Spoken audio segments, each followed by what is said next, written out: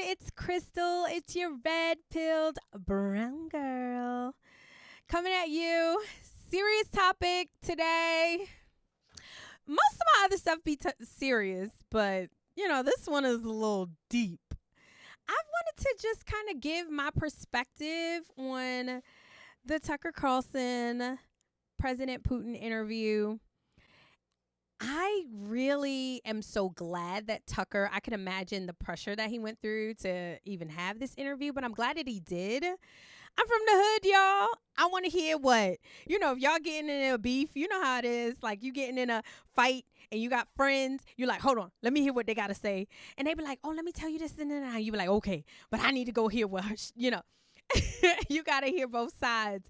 And so I'm grateful that I was able to do that and just kind of get a little bit different perspective. I guess my initial thoughts on President Putin is he's a very, very serious guy.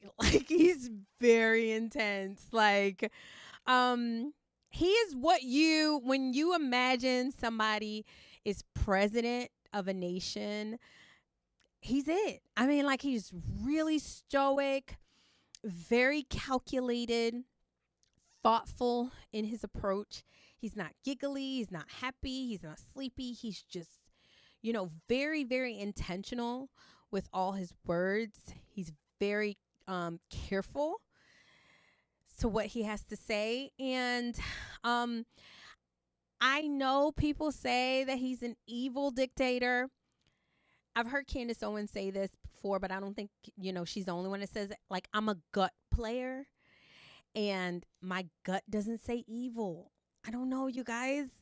My gut doesn't say evil. My gut does, however, say he means business, straight up business. And I think Tucker got that lesson and got that real loud and clear. So Tucker asked him just flat out, what was your reasoning for going into Ukraine? And Tucker thought that it was just going to be an American answer. Well, I went into Ukraine because, and they tried it. That would be my answer. That would be it. But no, I think very American, just, you want to answer and you get it. He gives a whole speech as to how this whole Ukraine and Russia relationship originated and where it is today. And I mean, it was just a lengthy speech. And he was like, you're going to listen. I'm going to answer your question, but you're going to hear where I'm coming from. So the bottom line is that he thinks Ukraine started the war. He used the term Nazification, and basically he felt threatened, and we kind of knew that, right? He basically said that they were had some values that they didn't subscribe to, and it seemed like it was very Nazi-ish. And then they started, the NATO countries started doing military drills in Ukraine, and Russia felt threatened. And so he said that we don't want that on our border, and if you got beef, then we come to bring the heat. Now, just to kind of give you an example, it'd be like Russia and Canada deciding that they want to work together. And Russia starts, building and doing military drills on U.S. border. We would not be cool with that at all. Or Russia and, Mexico start doing military drills and stuff. We would not be cool with that. And so he felt threatened, and so he went in. Tucker used the word bitter, and he corrected Tucker. He was like, we're not husband and wife. It's not bitter. But he does come across to me, just to me, as he feels rejected. He seems as though he has made, in his mind, plenty of attempts to work with the U.S., to innovate with the U.S., and the U.S. has not seemed to find Russia to be an ally or, want to work with us. He even mentioned working with different administrations. Like he said, with Clinton administration, he asked, do you think it would be acceptable for Russia to join NATO? Would we ever be able to join NATO? And Clinton just, came back to him and said, basically, no, bro, like you can't join NATO. And it seemed like he was like pissed, like why can't we join NATO? And then he said that he also worked with Condoleezza Rice. He was talking about building this military operation, like weapons and things like that to protect themselves, but working with the U.S. and Europe. And he said that they came back and just squashed it. Like, sorry, nope, not going to work with you. And so I wouldn't say bitter, because that term, like he said, can seem really personal, but he does seem rejected. And just like anybody, like if you're a human being, if you're trying to work with somebody, you want to be friends with somebody, you want to be allies with somebody, and they basically like reject you, you have an attitude of, I'm going to show you. I can show you better than I can tell you. And that's how I kind of got. Like, he was just like, y'all don't want to work with us. Okay. And he was like, all right, fine. And he basically kept calling the Western countries, us, as arrogant and conceit. Tucker brought up the fact that he had sanctions, and he kind of like looked at it like, your sanctions are not working. We're winning. We're doing well. You're hurting yourself. He said, why would you weaponize your dollar? He gave the example of them trading. They have rubles, and he said, we traded in dollar. 80% of our trade was in dollars. He said, now it's all the way down to 13%. He was like, we do rubles. Like it almost, that's how it almost came across to me. Like, we're winning. Like, you guys are trying to hurt us. You didn't hurt us. It only made us stronger. And sorry, too bad. He mentioned the Nordstream Pipeline. Tucker said, well, who do you think built up the Nordstream Pipeline? And he was, when I say you guys, he just kind of was like, who do you feel had an interest in blowing it up and the means to blow it up? So it had to be somebody who had an interest and who was capable of blowing it up. But then he went on, I don't know if anybody's talking about this. He was just like, oh, we have other ways of supplying them gas and oil. So we're good.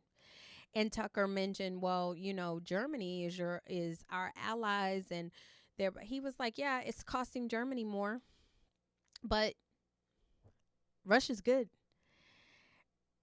I was like, I felt I felt some kind of way, y'all. It was like, we're good. Y'all, he was like, y'all are focused on a country that's thousands of miles away. Y'all need to focus on your debt and your border. Don't y'all have something better to do than to keep supplying weapons to Ukraine? And Tucker asked him, Tucker said, well, how can we end this war? He said, as long as you keep supplying weapons to Ukraine, the war will continue. Tucker, pressed a little bit and was like, well, how do you end the war? Like, how, have you spoke to this administration? And he was like, no, I haven't. And Tucker said, well, why don't you call him? And I felt like that made us look like really silly.